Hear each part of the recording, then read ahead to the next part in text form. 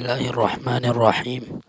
محترم سامعین، السلام علیکم ورحمۃ اللہ وبرکاتہ۔ امید ہے آپ حضرات خیر و عافیت سے ہوں گے۔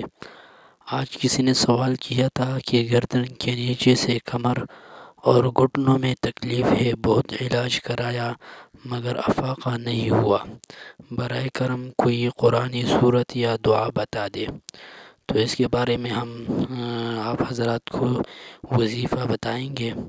سب سے پہلے آپ حضرات ہمارے چینل کو سبسکرائب کر لیں تاکہ ہر نئی آنے والی ویڈیو آپ حضرات کو جلد از جلد مل سکے۔ سائل کو چاہیے کہ مذکورہ تکلیف کے علاج کے لیے کسی ماہر طبیب یا ڈاکٹر سے رجوع کرے، نیز اس کے ساتھ جسم کے متاثرہ حصے پر ہاتھ رکھ کر اس آیت کو پڑھے: اعوذ باللہ من الشیطان الرجیم وبالحق انزلناه وبالحق نزل وما ارسلناک الا مبشرا ونذیرا۔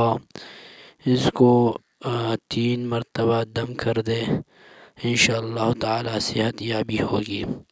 اعمال قرآنی میں ہے ہر قسم کے درد کے لیے وبالحق انزلناہ وبالحق نزل وما ارسلناک الا مبشرا ونذیرا۔